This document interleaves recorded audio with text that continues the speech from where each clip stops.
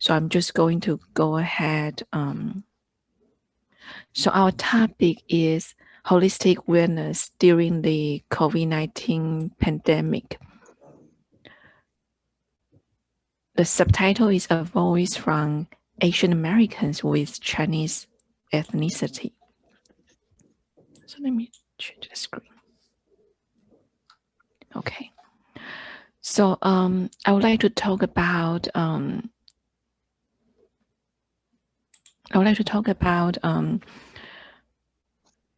what you all will learn from today's session. So we are going to introduce the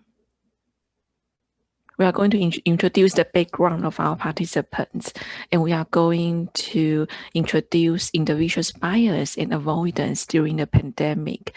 And together we will recognize individuals' worries, stress, concerns, challenges, and educational barriers during the pandemic. We will also recognize individuals' behavioral and psychological changes during the pandemic. We will also mention effective coping and adjustment during the pandemic. Before the end of the session, we are going to talk about tips for interviewing Asians and Asian participants, Asian American participants. So here is our background.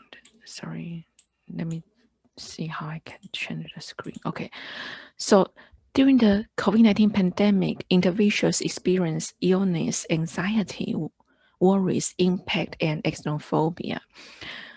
Over 27 million individuals tested positive in the US, and governments across the globe implemented travel restrictions and bans on foreign travelers. So probably because of the travel bans and restrictions such as wearing a mask, keeping 6 feet social distance, individuals started to feel the stress and anxiety derived from COVID-19. So back in March last year, the FBI warned the increase of hate crime against East Asians due to the pandemic.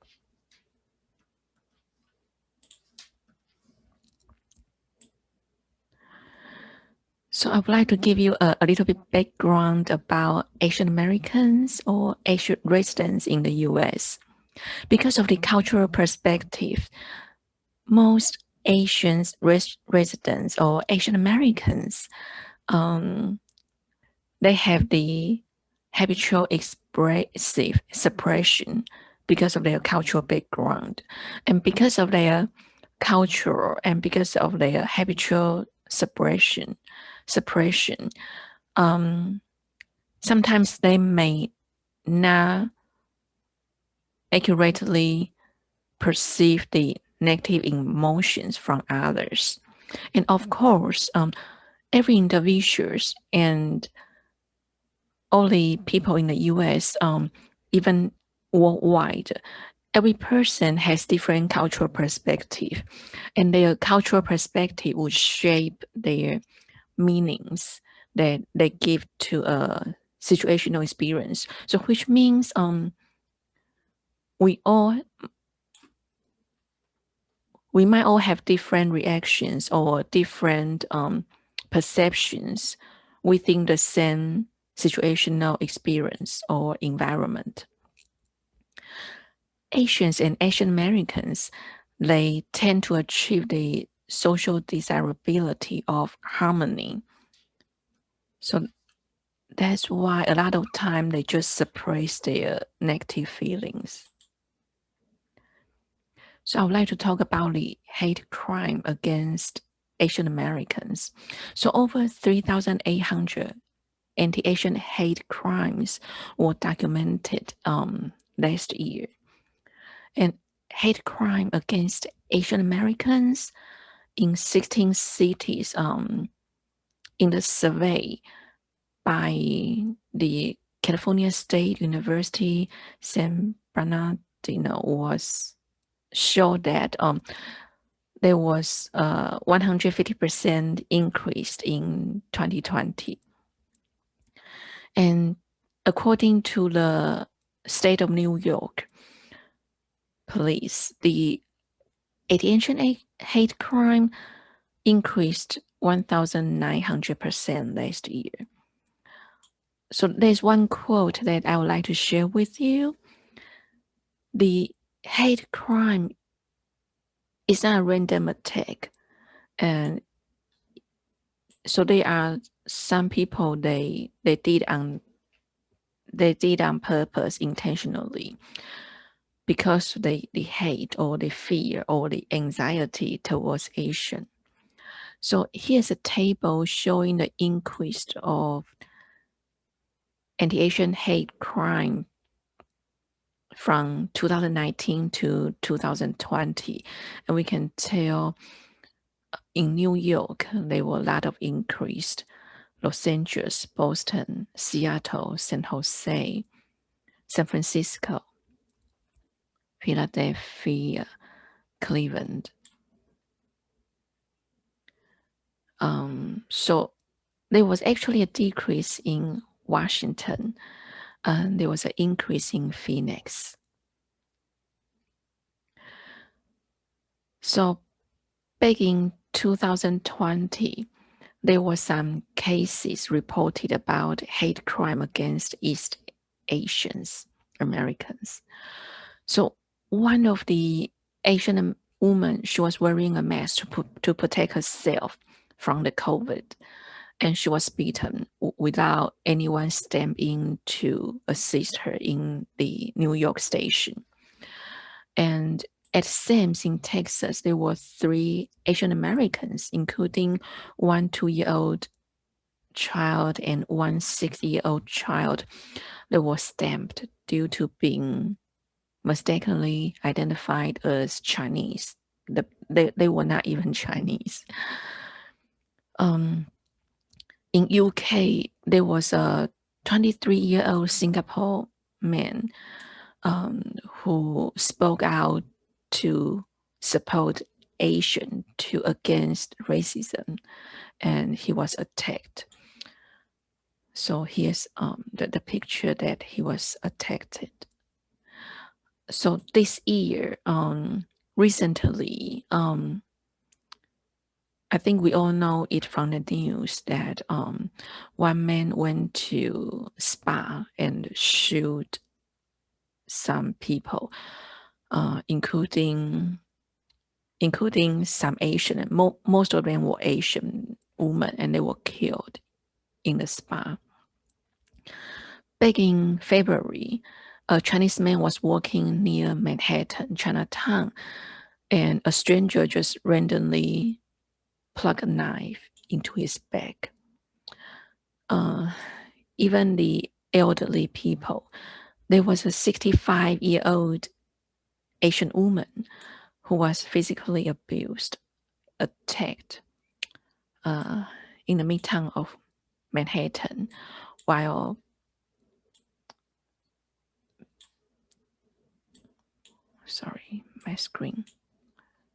while bystanders doesn't even help her. Okay, so here are the research questions. So our research questions include: what are East Asian American residents' experience about the COVID-19 exphobia? And how the individuals experience, how the individuals' expression of xenophobia influence East Asians' well-being, finance, social, and family connections. What health professionals and educators can do to reduce xenophobia and promote mental health and social support during and after the pandemic. So we were using the phenomenological research design.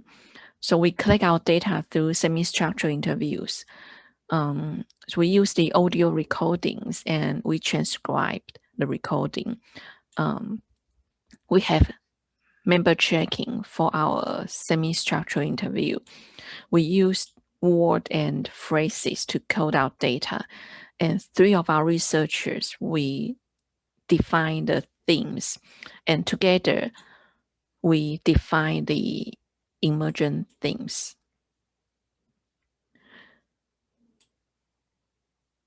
So we recruited participants from 20 East Asian organizations, associations, and support groups. So this is a study supported by a grant.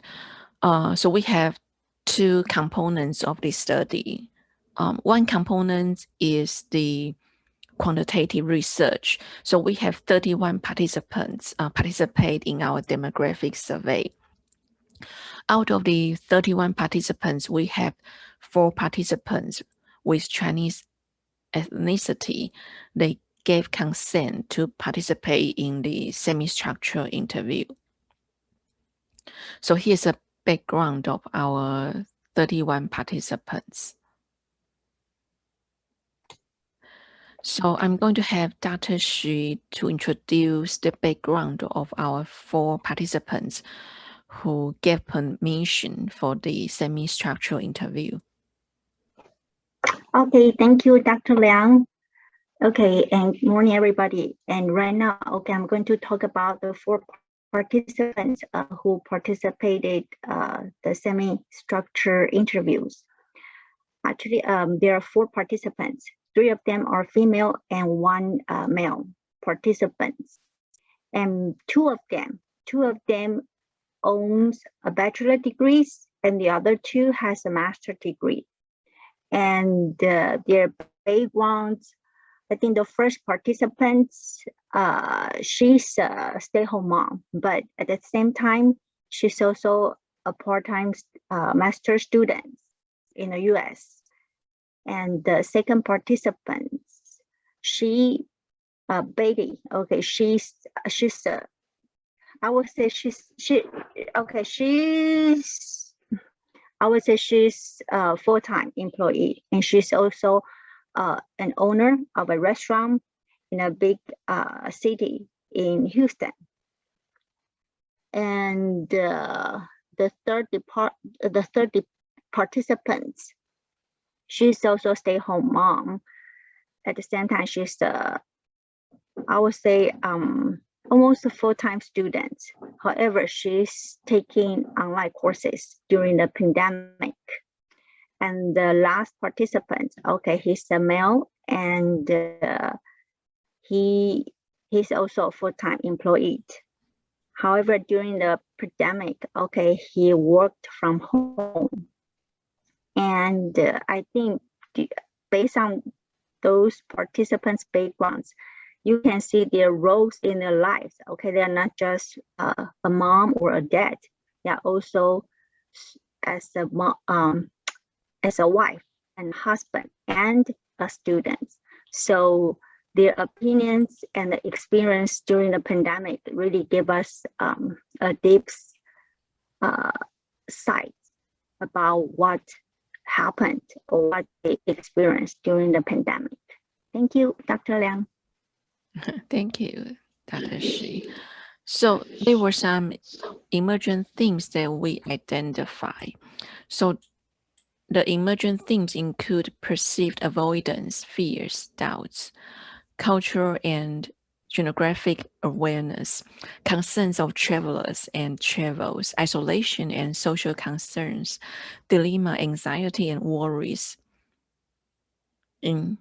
insomnia, weight changes, mental wellness, health issue, children's education, endeavors, and adjustment to new routines.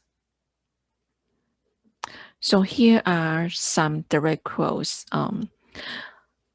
Earlier in the presentation, we mentioned about Asians and Asian Americans. They have a habitual expressive suppression, and they have the social desirability to reach the harmony. So when we see the quote, direct quote from participants, it explained what is going on. So when we ask the participants, have you perceived or have you experienced bias discrimination? And So one of the participants, she mentioned about, no, I have not really feel anything against me.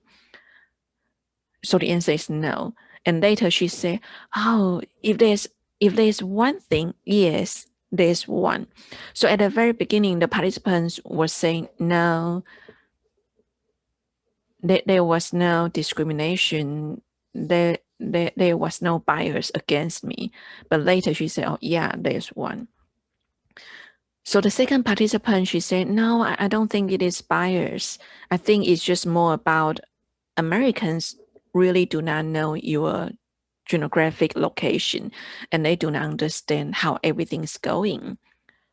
So it's kind of reflect the New York journalist.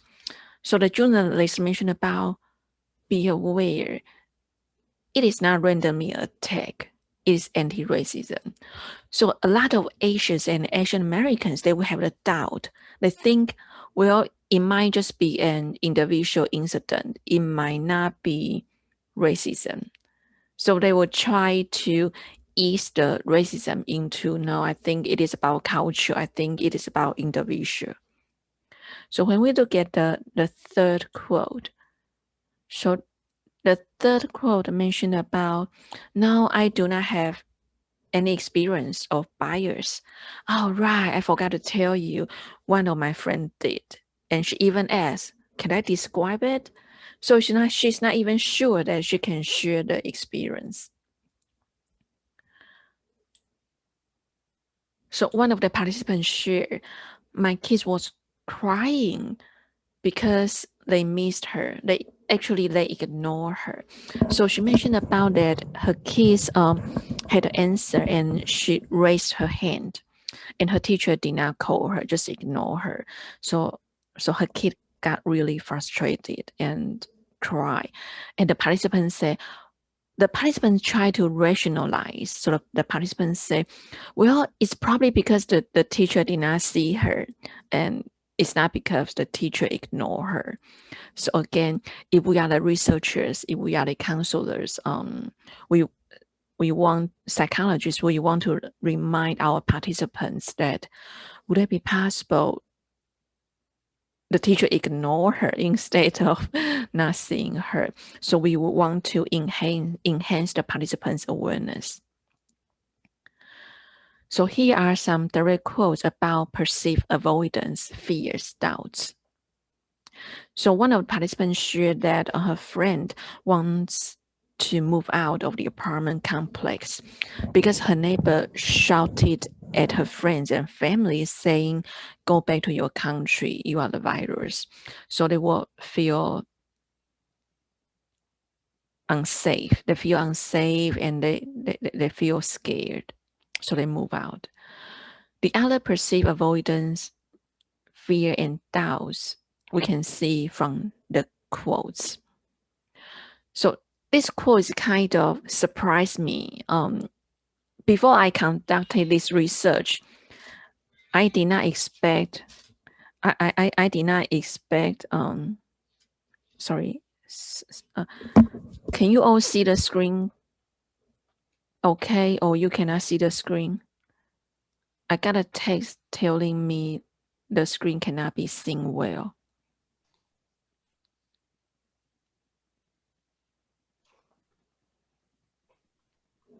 I hope you all can see the screen because I didn't hear any voice. Okay, so seems like, hi, Dr. Liang, seems the slide didn't display the correct one.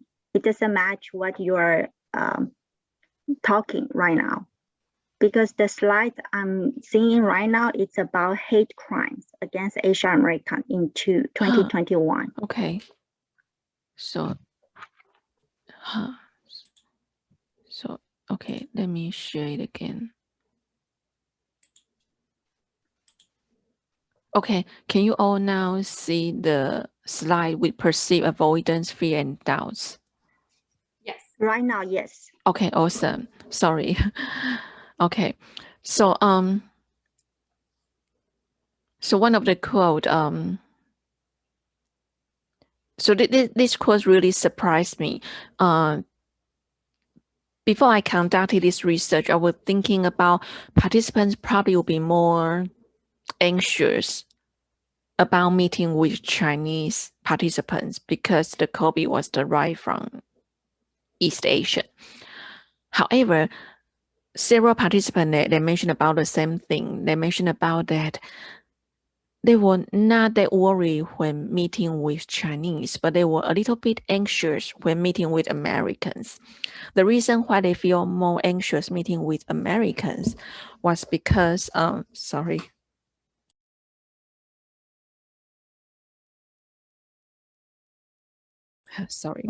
because they were anxious that most Americans are not used to wear masks. So they were more anxious towards meeting with people who are not wearing masks. And so one of the participants shared that her doubts.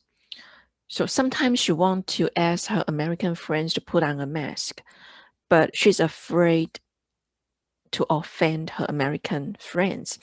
And she also worried, what if she asked her American friends to put on a mask and her American friend would reject her and they will not to become friends with her anymore.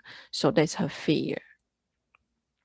So the next slide, one of the participants mentioned about, yes, she has avoidance towards most of people, but she mentioned about it's more about precaution. It's not about avoidance. It's about precaution in general. And one participant mentioned about, yeah, we need to be cautious. If you have a house nanny at home, you don't really know who did the nanny have contact with. So you got to be cautious towards most of people. And one of the participants mentioned about that he does not feel comfortable to see anyone in person. But however, if there's a need, such as his friend needs a ride, then he feel okay to offer a ride to his friend.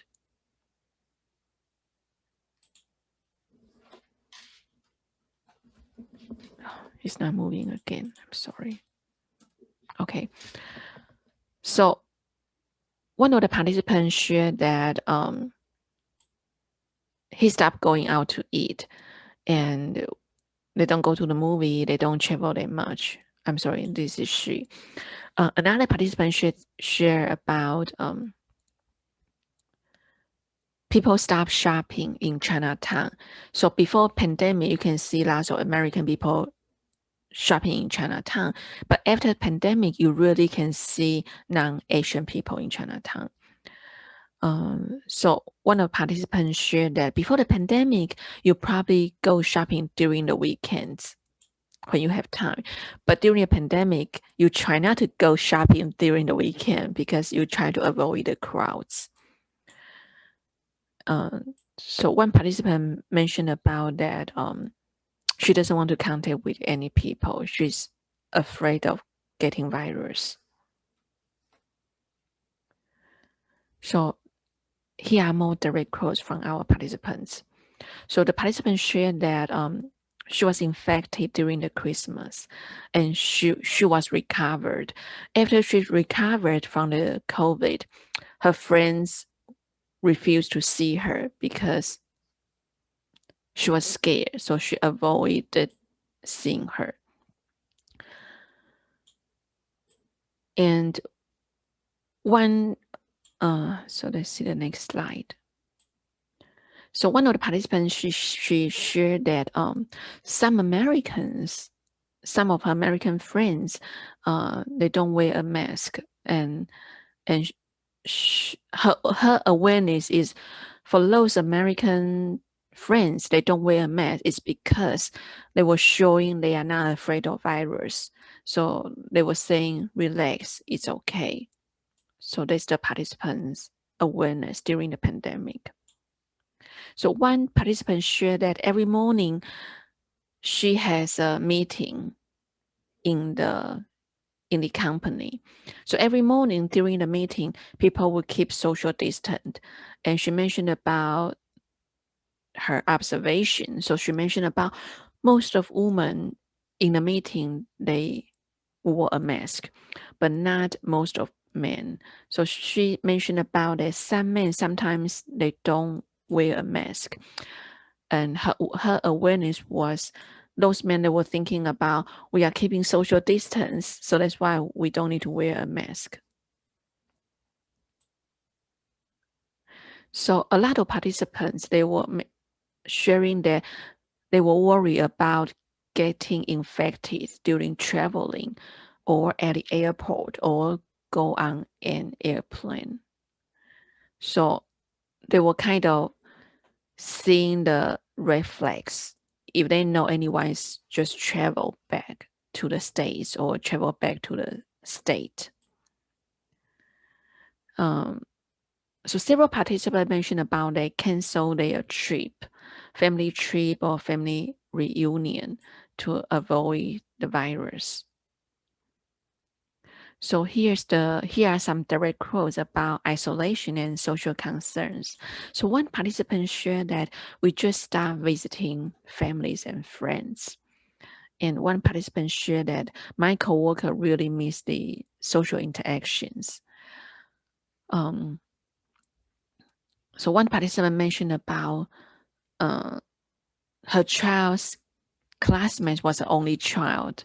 So the only child really had difficult time being isolated at home. And one of the participants mentioned about her child would ask, "Mommy, when am I going back to school? I really miss my friends." And another participant also mentioned about that her son mentioned about, "I want to go to school. I want to play with other friends. I want to talk to the teacher. I want to talk to my friends." So participants also reported dilemmas, anxiety, and worries. So here are some direct quotes from our participants. So one participant mentioned about that her mom-in-law's boss passed away, and because they work at the same office, so she was kind of anxious about how is her mom-in-law doing? Is her mom-in-law got infected or so the other participant mentioned about that her worries influence her emotions. She watched news and she was worried about getting infected. And one participant mentioned about that she worried about her mom. Her mom's getting old, but because of pandemic, she cannot visit her. So another participant mentioned about the pandemic affects her family a lot. I'm sorry, it's he. So affect his family a lot. So he mentioned about that his in-law flew to visit him from Alaska before the pandemic. But because of pandemic, his in-law just got stuck. So the in-law pretty much stuck at his place. So he mentioned about because his father-in-law is in late 80s, so that's why they don't feel comfortable to let him flew back to Alaska. So I think this case really impact participants a lot because suddenly you have one more family to live with you for more than 6 months, which you were not expected. So here are some participants that mentioned about insomnia, weight changes, mental wellness, and health issue.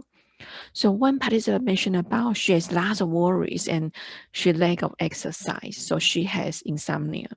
So one participant mentioned about her husband was having problems sleeping because he has to watch kids while working from home, and he got into depression because of the extra duty derived from pandemic. Another participant mentioned about he knew a lot of people who are depressed, and he said it's really depressing. Lots of people lost their jobs, they lost their business. So one participant mentioned about everything happens so quickly, and sometimes it hits you so quickly that you feel anxious. So one participant mentioned about it, she feel unhappy because she doesn't know what to do, that her kids used to play with other kids, but because of pandemic, she doesn't feel comfortable to let her kids to hang out with other kids. So one participant mentioned about she had a really bad skin issues because of the stress. So because of the stress and the uncertainty about watching kids, she feel that the COVID kind of throwing a curveball to her family. So one participant mentioned about because of pandemic, she can only exercise in the yard. So she gained like 70% of weight, and staying at home, she doesn't really can run, and she feel kind of stuck. So several participants mentioned about children's education. So one participant mentioned about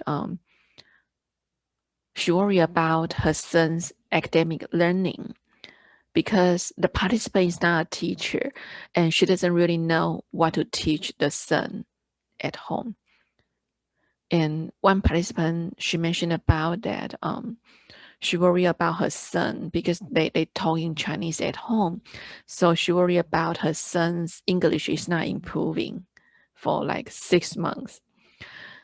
And one participant mentioned about she look at her daughter and she feel her daughter could learn a lot more in school instead of staying at home.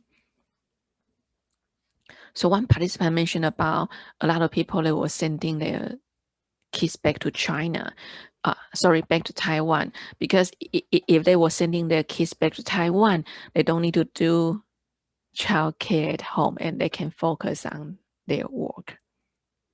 So one participant, she say she educate her daughter that you are not going back to school very quickly because of the monsters, the virus in the air. So one participant mentioned about that. She's kind of curious about how other kids were doing at the school. So participants also share about the endeavors adjustment to the new routines.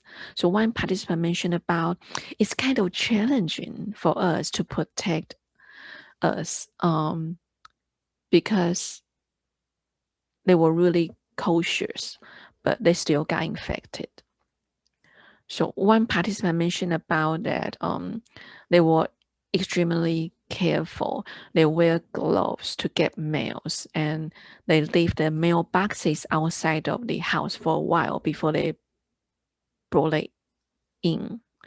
And one participant mentioned about he take hand sanitizer with him most of the time, and he used it. So one participant mentioned about when he go to the supermarket, he quickly go and quickly come back home. And sometimes they even try to avoid the aisle with people, and they would choose to go to the aisle with less people to protect themselves. So one participant mentioned about that she was having a hard time finding a nanny because lots of nannies, they don't want to be in-house nanny during the pandemic. So they were like having 2 months without childcare while both spouses were working. So one participant mentioned about that she had a very small group of birthday for her daughter, and they need to be very careful to set up the birthday party outdoor and to make sure everything is safe. So one participant mentioned about it does have impacts that we really do not know. So she mentioned about she went to the zoo, and 2 days later her daughter had a fever. So they were very anxious, and they have to kind of isolate her daughter in one bedroom to make sure the rest of family are still healthy and safe. So one participant mentioned about we had so much stuff going on, and you need to take the precautions to take care of the entire family. And one participant mentioned about because her child's online classes are short, so she need to spend extra time to take care of her kids at home. So one of the participants mentioned about that people were not sure about what was going on about economy, so they were kind of fighting with survival. So the participant mentioned about that her income kind of reduced 50%, so she had to cut a lot of stuff. But she also mentioned about that working from home save her money, such as gas, eating out, or even spending money at a vending machine to get snacks. She also mentioned about that because of the cut of income, she had to cut off the educational expense. So she deferred her daughter going back to school to save money. One participant mentioned about that she kind of reduced the trips, which can save like $1,000 for each trips. So one participant mentioned about that she just stopped going to grocery stores, and she would use the app and to get grocery delivered to home. So she mentioned about that she stopped taking kids to the park because she wanted to be cautious to avoid people at the park. So one participant mentioned about that she would do the morning shift. So she work in the morning while watching kids. So it's extra endeavors for her. So one participant mentioned about her adjustment was taking online classes. So one participant mentioned that she told her kids that the virus is strong everywhere, so she need to protect the kids. So she helped the kids to understand that the new routine is they have to stay home. So one participant mentioned about the adjustment. She mentioned about so people in Austin, she noticed their behavior changed after Christmas. There was a peak around Christmas. So she mentioned about that after Christmas, many people stopped walking their dogs in the neighborhood. So one participant mentioned about her adjustment was after she got infected, she changed her mind. So if she was meeting with a friend, she would ask her friend to put on a mask if they do not. So after she got infected, she became assertive. So she felt comfortable to ask her friend to put on a mask to protect both she and her friend. So some participants share their adjustment during the pandemic. So one participant shared that you started to find other stuff to do. So she mentioned about that they were doing more things as a group, the family group. So her family will baking, do some arts and crafts together. So one participant mentioned about they love to do trick and treats. They will find a safe environment to do the trick and treats, and also they pay attention. So one of the participants say when she feel frustrated, she talked to her husband, and her husband will comfort her, and that helps her feel good. And she also mentioned about she does gardening in the yard, and that helps her feel better. So one participant mentioned about her adjustment was she tried not to be as picky as she used to be. For example, in the past, she would not want her kids to watch TV all day. But after the pandemic, she think, okay, it is okay. As long as the kids are fine, it's okay to let them watch TV. So what one participant mentioned about, he tried to encourage himself to be thankful. So with a grateful heart, it helps him to adjust to the new routine. So here are some tips that help us to interview Asians and Asian Americans. So when we conduct a research or when we consult clients, we may want to explore with participants, with our clients, their cultural perspective towards disrespect and discrimination. Sometimes when we explore, so would you share with me about your cultural perspective when we try to understand clients' perspective about discrimination? Not only we understand our participants, not only we understand our client's perspective, it also helps our client to enhance their recognition of emotions, especially negative emotions. It also enhances their recognition towards their suppression and their awareness. So we also want to educate our participants, our clients, the definition of discriminations and symptoms of anxiety and depression. For example, the client may say, or participants may say, well, sometimes some people talk loud to me. So they do not know it is kind of discrimination. They just think it's talking loud, but actually no. Talking loud is kind of disrespect, is discrimination. So we may want to educate our participants, our clients, some rude behaviors, some rude conversations might because of discrimination. So I remember one time I went to a store. So I was checking out my grocery. So I was wearing my university polo shirt with the university logo. So when I was checking out, the cashier looked at me and she asked me, "What do you clean?" I was confused. I looked at her. I said, "What?" And she said, "What do you clean in the university?" So we're thinking about, what does that mean? Okay, so I suddenly understand. So she thought I was a janitor. But we're thinking about, even if I were a janitor, I was going to her store to buy some stuff.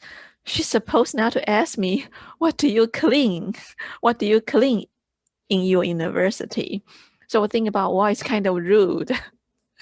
But I told him, no, I'm a professor. I teach at a university. And so she looked at me. She said, "Oh, okay." And she doesn't even apologize for her rude behavior. Okay, so some participants mentioned about that some people showing them an attitude, or some people gave them a special look.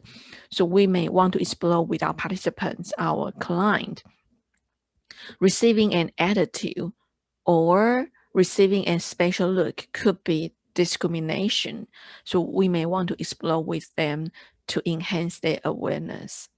So some participants would say, well, they laugh at me when I talk to the sales associates, or they laughed at me when I was wearing a mask.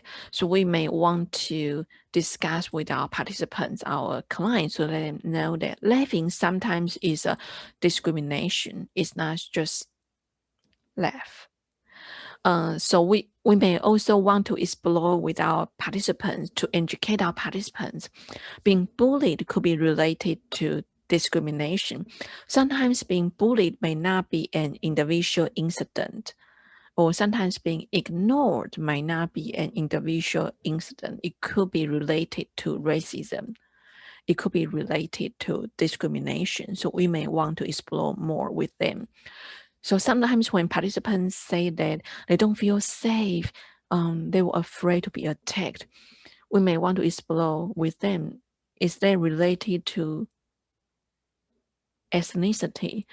Is that related to your racial identity? So some participants they mentioned about they feel being respected. So we may also want to explore with them, is there something related to ethnicity, discrimination, or racism? So that's why we have for our PowerPoint. I would like to offer some some time that our researchers are still online. So if you have any questions about our presentation, about our research, we welcome your questions.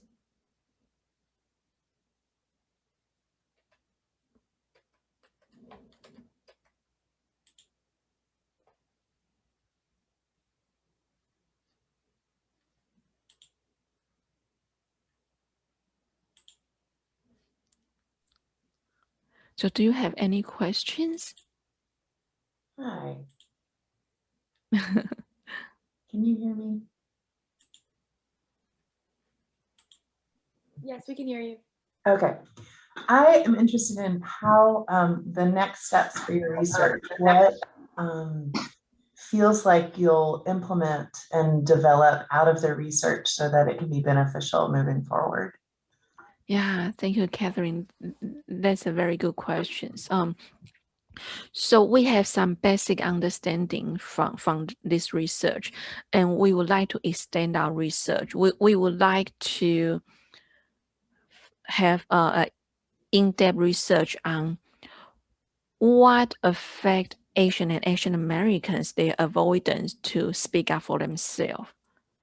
And we would like to know, what can we do? What can researchers do? What can counselors do to help them feel comfortable to disclose their anxiety, to disclose their fear?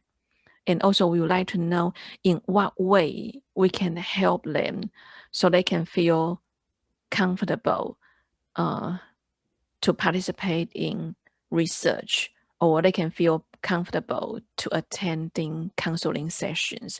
Because from our experience, our interviewing experience or our research survey, we noticed participants, they were reluctant to participate in research, or they were afraid to be interviewed.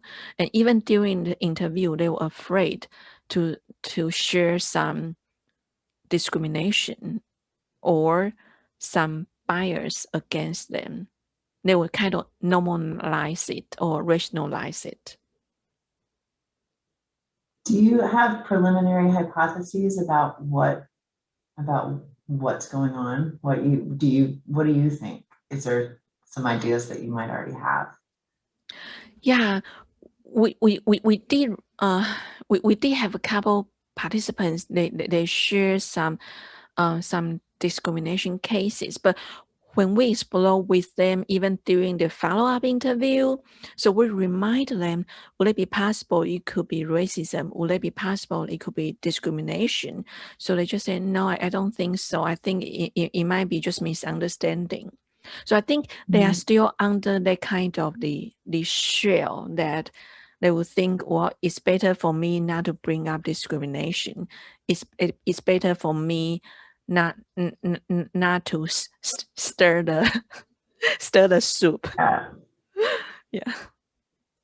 Yeah, that makes sense. Yeah, so we are trying to see whether we can facilitate another research to find a way to help researchers, to help counselors to find an effective way to help participants, to help clients open up to share their perspective. Okay, thank you. Welcome. I think there's a question in that chat too. Oh, okay. Let me see. Let me see if I can see the chat.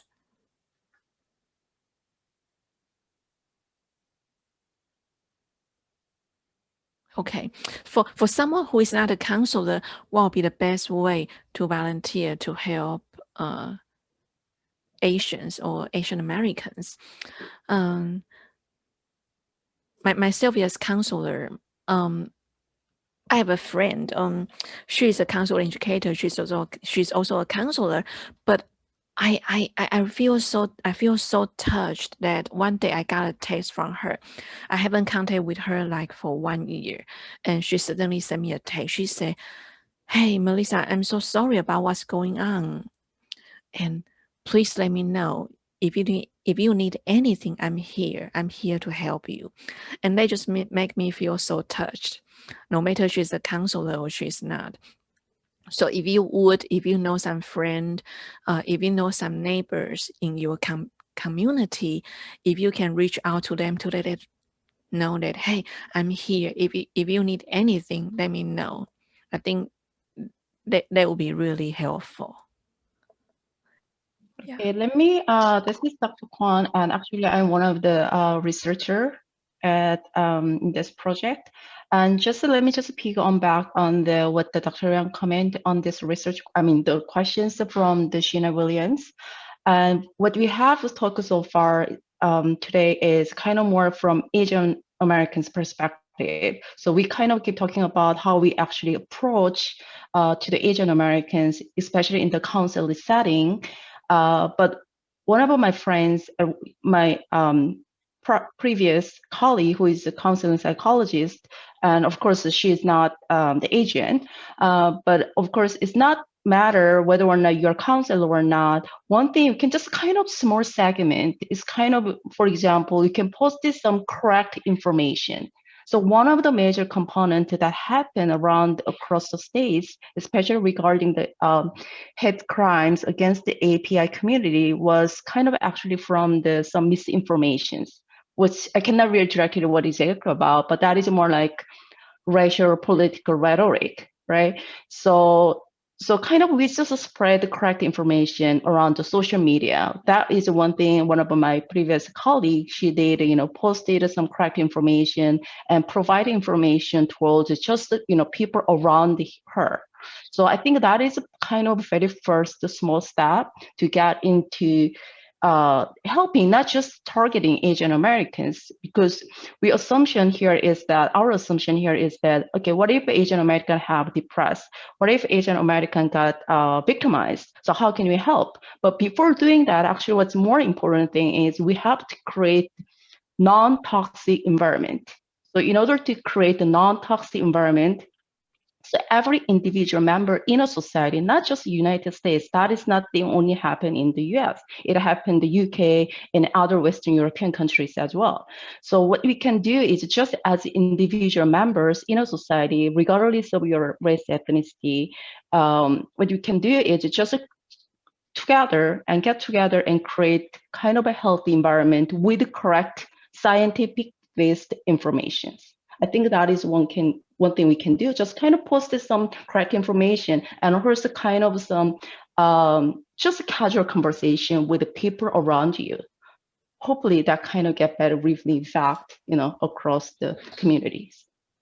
Yeah, thank you, Dr. Kwon. Yeah, Dr. Kwon mentioned about a very good viewpoint. Sometimes if you have friends who is Asian, and if you notice they have fear, or even you can just simply offer that, do you need a company if you go somewhere? Do you feel safe? Would you like a company to go to grocery store that I can go with you? Yeah, so sometimes if they are Caucasians or in any other group of people, if they are willing to speak up, or if they are willing to accompany Asians, they will feel safe. And so I think probably you all know this. The distress of being attacked with a number of increased of silence bystander would actually increase the distress of the victims. So if bystanders, they can speak up, they can support, the victim will not feel that much distressed. May I share something? Yes, I think just maybe 2 weeks ago, it just happened. I went to grocery store actually with my family, and I think I'm not sure what happened, but there's I would say the American middle-aged guy. He approached me and he actually apologized to me, and it was very touched because I think 2 weeks ago, what happened? The Asian hate something, the movement, and then he approached me and he apologized and he said, "I'm sorry, what to Asian people in the United States," and he just want me to know that not all American people would treat Asian people like that, and which really I mean, I didn't expect, but of course, you know, I cannot say because I went to stores, and of course, you know, I will receive different treatments before. And as you say, okay, I will not speak up because I would say we try to understand, you know, or I'll put myself in their shoes. Okay, maybe misunderstanding or they have bias. So to me, okay, just not a big deal. Okay. And like I said, okay, we try to normalize people or the something happened to us. So, but after the gentleman apologized, I think like the question asked what, you know, we can do if we're not a counselor or something. And I agree with Dr. Kwon's, you know, opinion. It's just little tiny things and provide a safe environment to everyone, not just, you know, for Asia people. To me, it is just, you know, your skin colors. But to me, okay, we are human beings. That's it, right? It doesn't matter in American, you know, or you are Latinos, but we are all human beings. So what the gentleman said to me, I just feel like, yes, I understand. Yes, some people, they may have a toxic thinking, but not all of them. Okay, so it doesn't matter, okay, you're from, you know, Asia, from South America, it doesn't matter. Yeah. Okay, we're all here and we're human beings. So okay, to me, it just provide, you know, the safe environment. It make a huge difference. Okay, thank you, Dr. Shi. So I know you have another session that you need to attend, and really appreciate you come to our session and to support the equality, the diversity. So I'm going to let you go for the next section, and I really appreciate you attend this session. Thank you. Thank you all.